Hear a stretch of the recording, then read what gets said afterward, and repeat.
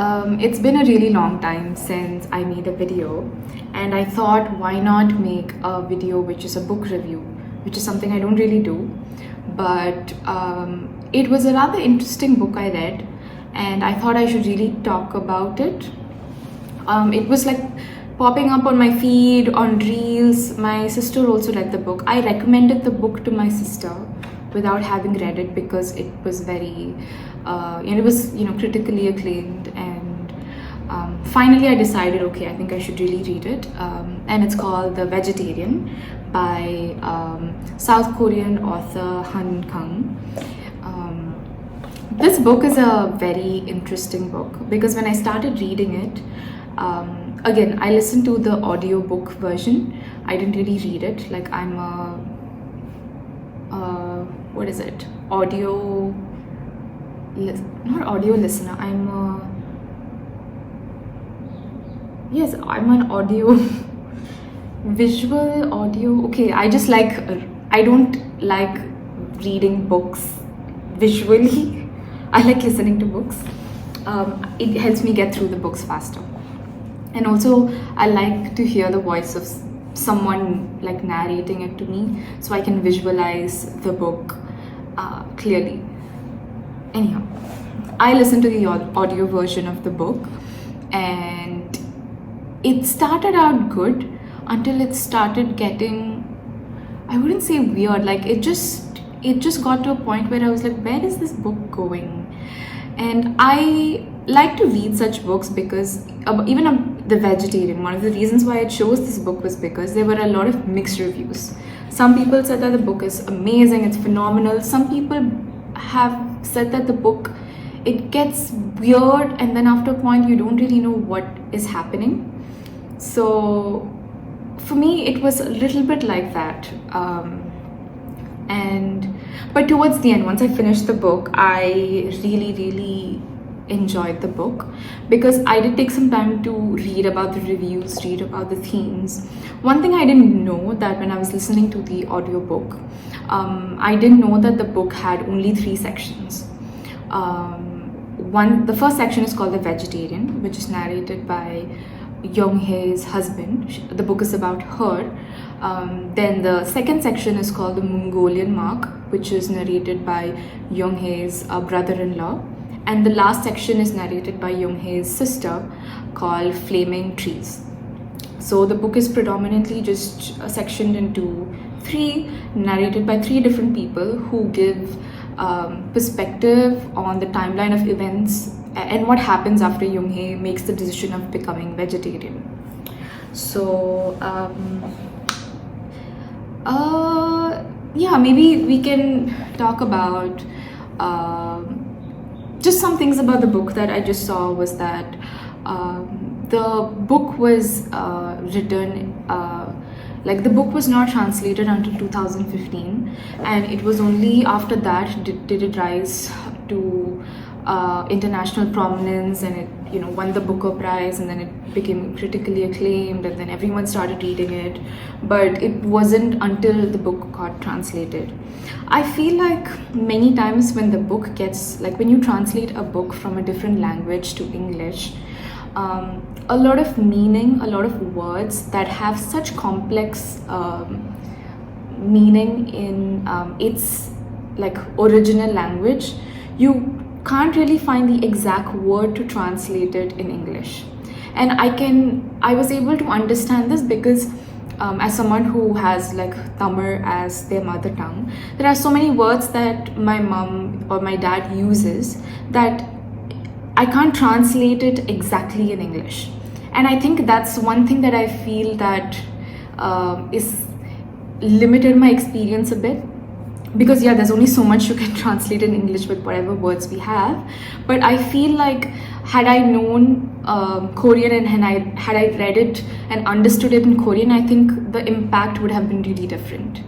But this was just one observation for me. But I decided to talk about this book in different sections about different themes, different things that I observed, or like my synthesis of the book.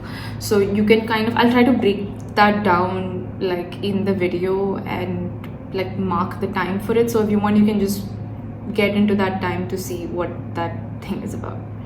Whatever, I'm not making any sense, but it's okay. So one thing I understood was that the book is narrated by 3 different people, right? And you can also see that the way the book progresses also has to do with the narrator's relationship with Yong-He and how they see Yong-He as a person. And it's and that has a lot to do with how you as the audience or the reader understand Yong-He. One thing the author has very beautifully done is, I think, the choice to have 3 different narrators across the 3 sections and not give a lot of dialogue directly said by Yong-He. Also in a way has a lot to do with her agency in the book, and it's very beautifully done. Like when you reach towards the end, you are able to see that very clearly. The first narrator of the book is Yong-He's husband, and he is a male chauvinist. He is kind of that patriarch who wants his wife to conform to the gender norms. He's very stereotypical in nature, and he likes to be in a position of power, in control. And that's how his relationship with Yong-He has always been. You can see in the beginning there are these observations that he makes about Yong-He that are mildly defiant to what a traditional woman would do, like to walk out without a bra, there are these small observations he makes, but he kind of overlooks them because in the end she keeps the house clean, she cooks what he wants, she doesn't say much, and she's overall a good wife, but she's not doing anything crazy. So he the way he describes her is this kind of person that is there's nothing stand out. She's a plain Jane. She does everything as she's told. She's just she's not out of the ordinary, and that's how he sees her. And then it goes into how one day she has this very weird dream she's seen in the kitchen, and she's just kind of distraught.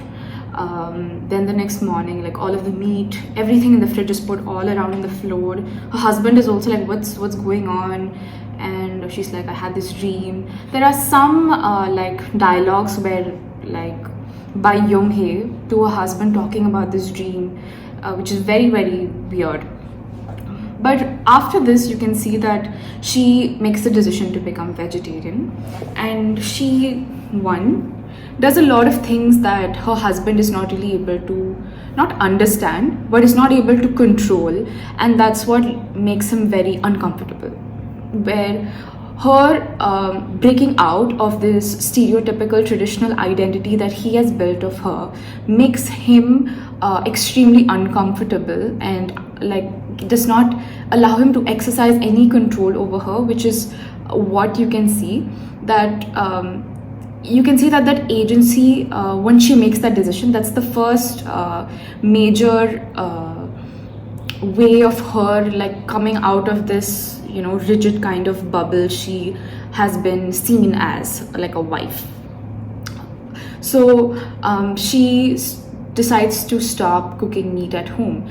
Ideally, and the reason why I'm able to understand this so well is in Asian in Asian cultures especially, no matter what you decide as a woman, in the end it is your duty to kind of satisfy your husband. That's what has always been kind of propagated, if not very directly, very indirectly, that hey, even if you don't eat meat, cook meat for your husband, you don't have to eat it. There's always that expectation that your role is to support and satisfy your husband. But in the case of the book, Yong-He outrightly says I'm not going to cook meat, and she tells her husband, anyways, you eat only one meal at home. At lunch, you have your lunch at office, dinner, you have it with your colleagues. I don't see why you cannot have one vegetarian meal every day. I don't think that's going to kill you.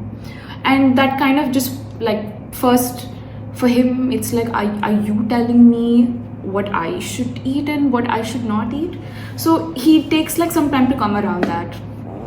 And then slowly she starts like turning away from him when he tries to approach her for, you know, sex. And he finds that again very uncomfortable, because it's always like, even if you don't want to do it, just like get it done, like I want to do it. And she just says, no, I'm tired, I don't want to. And so like the kind of control he had over her is slowly, like she's slowly breaking away from it, and you can see how uncomfortable that makes him. So he goes to the extent of calling her mother, calling her father, calling, like, I think he calls her sister also, and tells like, oh my god, you know, sister's gone vegetarian, she's not cooking anything at home, she's lost so much weight. How he kind of plays it is that I'm so concerned for her, like, you know, she's lost so much weight, she should at least eat so that she's like healthy. It's like he tries to portray himself as that concerned husband, but you can see through it all, it's just because he's very he's just not okay that she's made a decision, and he has nothing to do with this decision. He cannot control this decision of hers. And you can see how, like, it's so beautifully written, that he's just so he just feels like he's not able to influence her in any way, because she's so clear. She's like, no.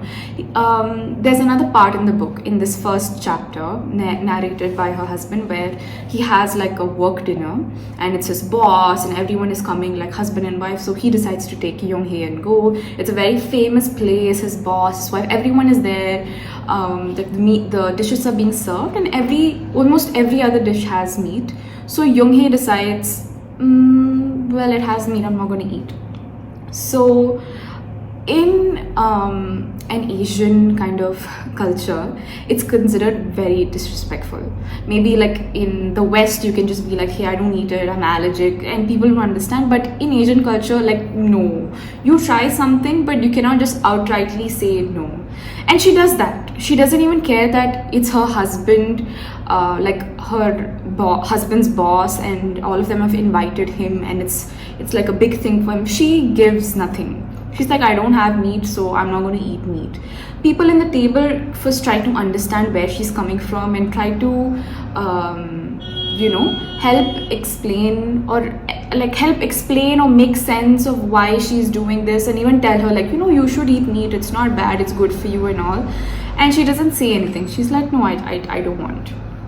So you can see that in so many different situations, Yong-He doesn't really care to offend husband, or doesn't even care what her husband tells her. And I think that's really nice, because right after this section, the next section is called the Mongolian mark, and this section is narrated by Yong-He's brother-in-law. So to give you a little bit context, it's going to be a spoiler anyways. Yong-He makes his decision. It affects her husband a lot. Her husband tries to make a lot of noise about it. One day they go for like a family reunion where Yong-He, her husband, her sister, her brother-in-law, and Yong-He's parents are there. And her husband again tries to make a big scene in front of her parents and her sister, telling them that, hey, she's still not eating, and I'm not able to do anything, please help me, look at her, she's so thin, and all of that. And her father, who's like the patriarch of the family, decides to get rough and get aggressive. So he starts by telling her, like, eat, and then she doesn't listen. And then after that, he decides to become a bit louder, more aggressive, and she just doesn't budge. And then it reaches a point where her father holds her down, asks her sister and her husband to basically pin her down to force feed her some meat, which she eventually kind of spits out. And in this whole moment where it's absolute chaos, she takes a knife and slits her wrist, and then she's admitted to the hospital. And right after she's admitted to the hospital, then the book begins, then it's like the book is narrated by her brother-in-law. So this section is very different, because now you can see Yong-He has kind of come out of this shell of being like a very traditional, perfect not perfect, but like a traditional wife woman. She's kind of coming out of that mold, and now it's narrated by her brother-in-law.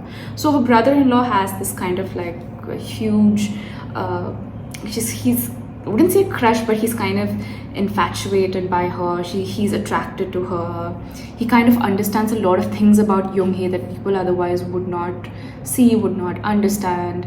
And so the timeline cuts into like, so she's admitted in the hospital, and her sister is taking care of her, and then like a year later or something, she gets divorced like from her husband, and then she moves into her sister's place temporarily, and then she's with her sister and his like her sister and her family for a while until she finds her own place. But during this time you can see that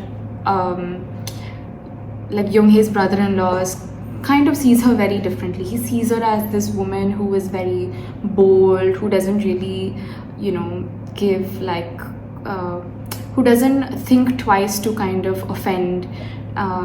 She's very beautiful, and he sees like a different side to her as like a narrator that wasn't really there. Like you can really see like the juxtaposition in the way her husband sees her and the way her brother-in-law sees her.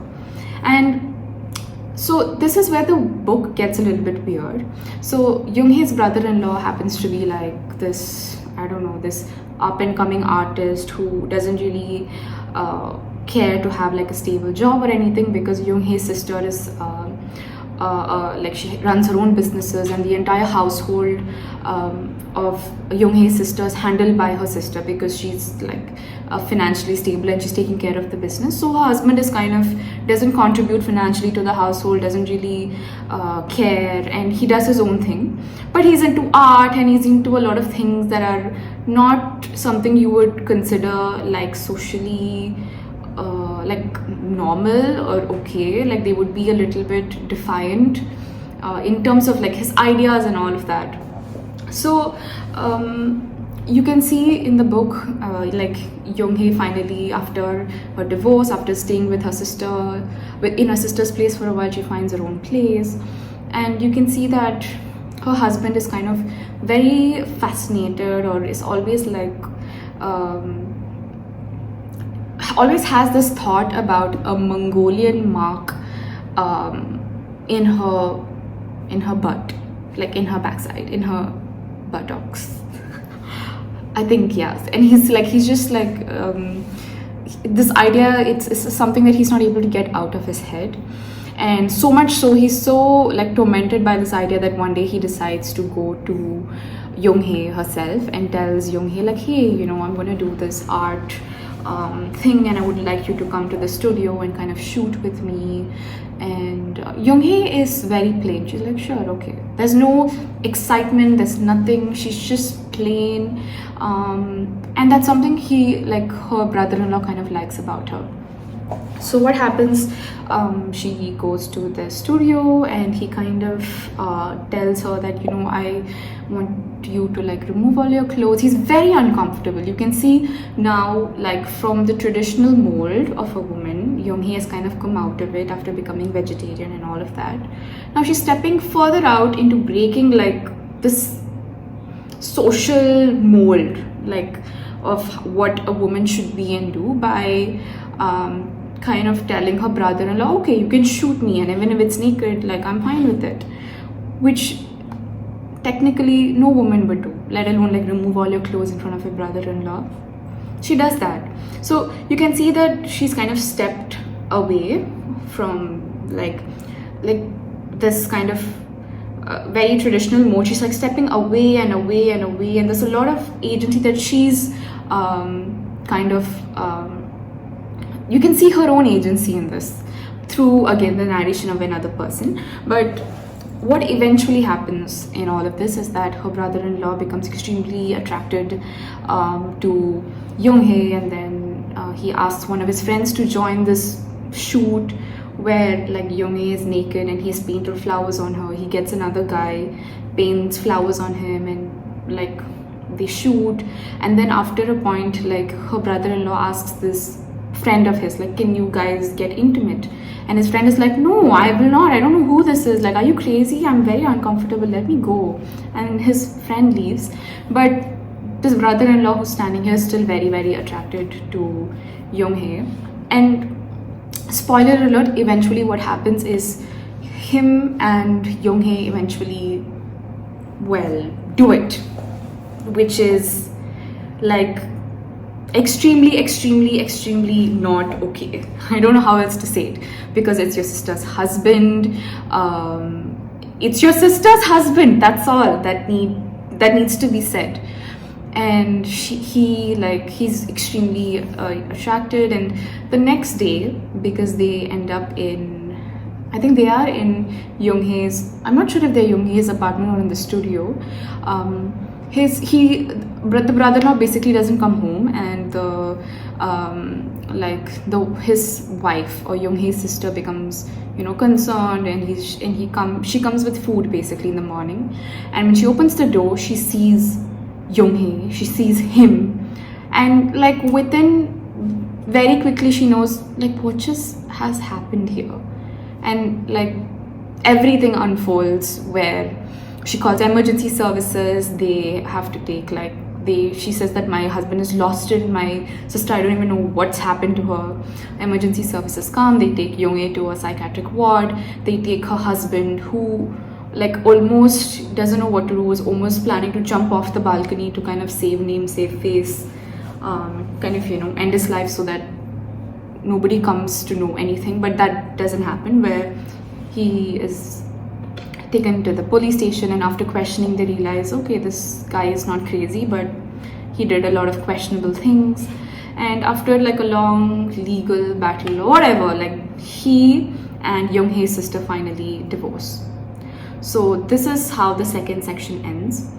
And what's very beautiful about it is, because again the whole book is about Yong-He, you can see that after this section she really like doesn't care. She doesn't care what people think, what people say, even if it's her own sister. Like, well, yeah, it's like, like this, she doesn't have a conversation with her sister. There's no apology, there's nothing. And she just like stops giving a dash. And that's why I think like, so now you can see that her agency has increased a lot. But one thing I've realized is, at least in all of the literature out there, that the way madness is represented in women especially is always through the male gaze, and it's always when the woman becomes defiant or does not conform to the patriarchy is when she's termed as mad or crazy or psycho. And you can see like hints of this in the book, where like in the end, yeah, she like, so the third section is when she's like in a psychiatric hospital. Her sister's admitted, her sister's the one who's paying the fees. And this section is narrated by her sister, who is one, she's not able to make sense of what happened, how it happened, but she's kind of just accepted that, okay, like my sister is not okay and somebody needs to care for her, and she becomes very maternal. She tries to go visit her often.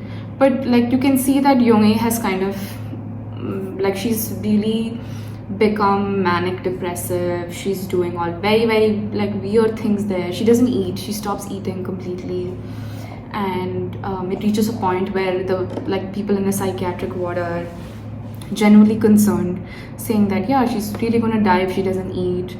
And her sister In-Hye is made aware of all of this. And this section of the book is really beautiful, because like we see two different authors. Two different narrators. First is a husband who doesn't really see her as anything. The second narrator is a brother-in-law who kind of sees her, but in the lens of attraction and desire. And the third one you can see is like a family.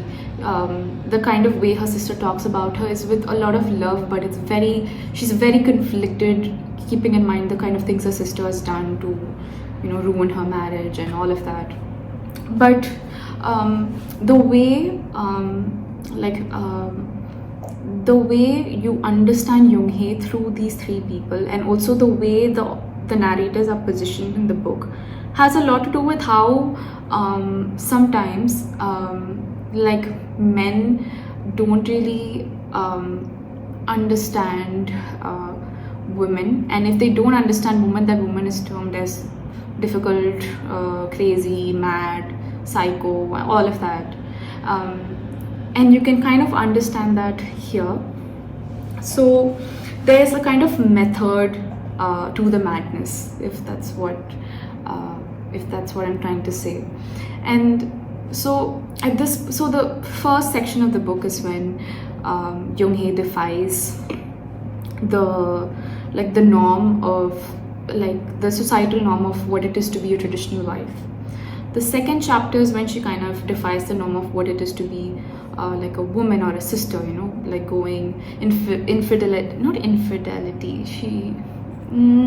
She's divorced at the time, but not like, sleeping with your sister's husband or things you wouldn't do as a woman to another woman, she does. So she's kind of defied the social norms of what it is to be a sister or a woman, and she's come out of those like molds. The final kind of identity she breaks is like the kind of norms that, as a person you are told to do, which is to eat, to drink, to sleep.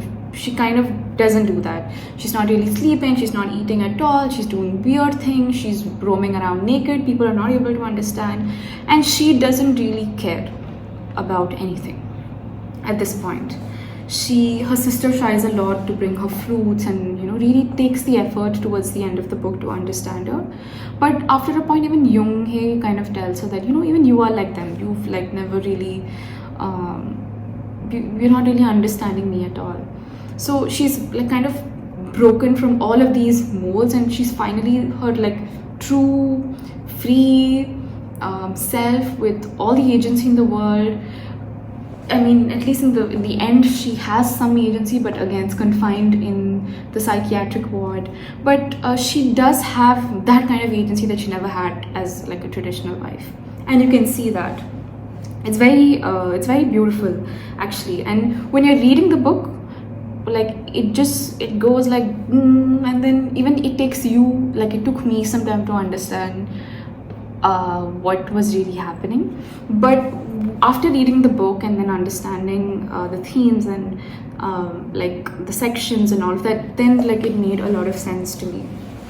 So it's overall, I think, to talk about so many different themes, like against a timeline, because towards the end it goes into the past, it goes into the future.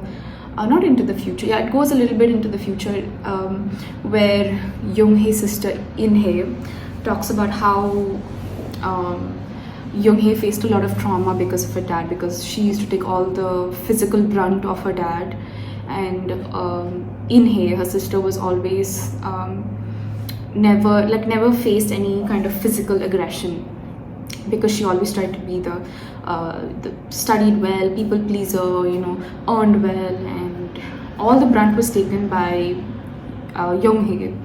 And she kind of justifies it, saying that maybe it was all of this trauma that was directed to Yong-He by her father, which has led to what has happened. And she kind of justifies it in a very beautiful way, where even later even you as a author are able, or you as a reader are able to understand that, okay, well, yeah, makes sense. Like, you just see what's happening to Yong-He. Maybe this was it.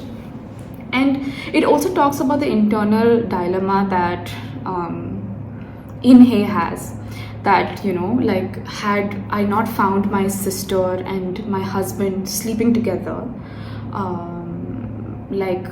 and everything was perfect, I would have been the one who would have like I was just hanging by a thread. I would have lost everything. I would have gone into madness. I would have become like my sister, had it not been me finding out about my husband and her, because she was the one taking care of her son. Her husband was not really there for her. She never understood what was going on with the sister. She was running the incredible pressure of, you know, financially supporting the businesses she was running plus her family. So she was having a lot on her plate, and you can see that even like as like In-Hye talks about how she has this dream where, you know, even she sees a lot of things where like she has the I wouldn't say the opportunity, but she has the choice. Yes, she has the choice to let it loose and, you know, become like her sister, but she chooses not to.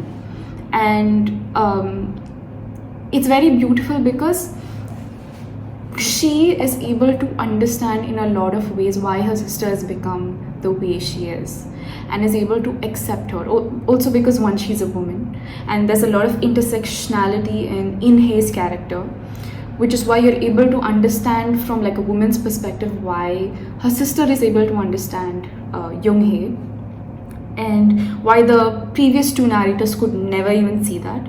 And like the kind of agency that is given to Yong-He by her sister towards the end of the book is is, how do I put it, is to justify that, you know, yeah, it just makes sense why she's the way she is. I get it. I'm a woman. I'm hanging by a thread. I could have become like that, and she is like that, and it's okay. So, yeah, the agency of Yong-He increases like through the sections.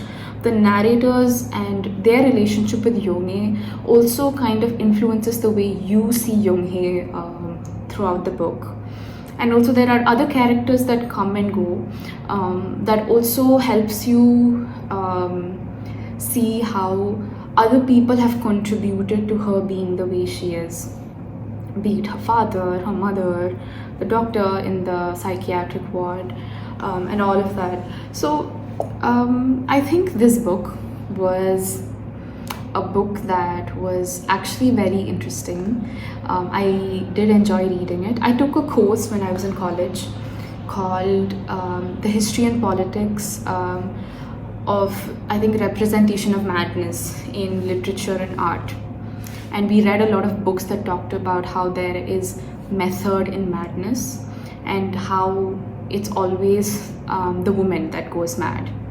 So having like studied a lot of books and themes and how this kind of unfolds, you can see it very beautifully unfolding in the book through Yong-He's defiance of all of these different you know, societal norms and identities, traditional identities that is expected of her, how she breaks out of it, and how finally when she's her true self, like, you know, complete like she's able to do at least a lot of things that you wouldn't be able to do in, say, a home with a husband and a family, that she's able to exercise some kind of free will in a very limited psychiatric, in a limited confined space like a psychiatric hospital, but she's able to do that. So yeah, I've kind of given you all the spoilers about the book. The book ends in a rather very, I wouldn't say unusual, but it just ends in a very okay-ish way. Like I was just like, oh, it's ended.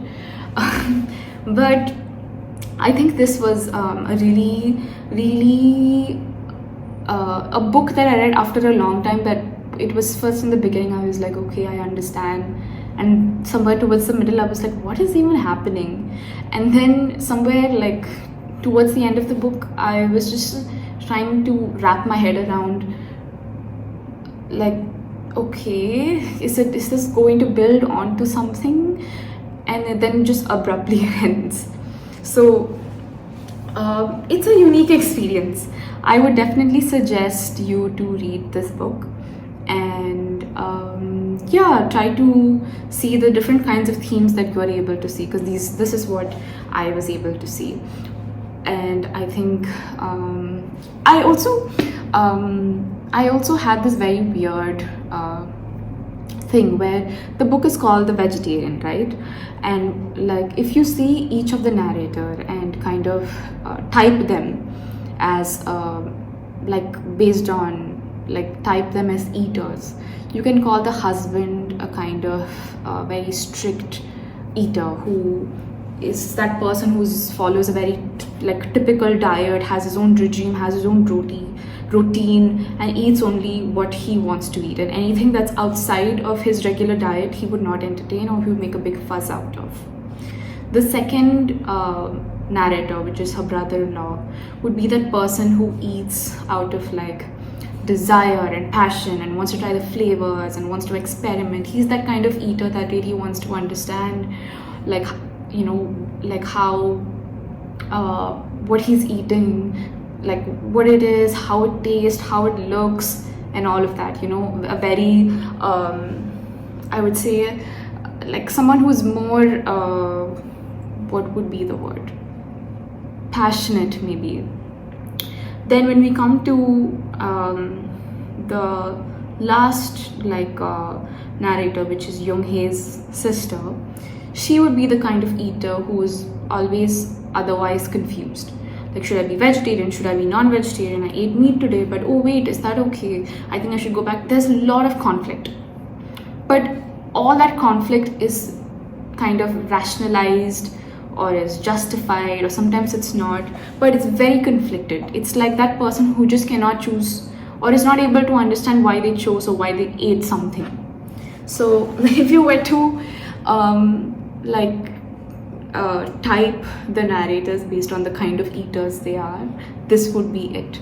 I don't think I'm making sense, but because the book is called Vegetarian and because it has to do with not eating meat, I thought this was something that just came into my head. But yeah, great. It was a good video. Wow, 36 minutes.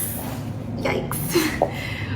But anyhow, it was yeah, I do recommend you to read it and let me know what your thoughts are. Okay, bye.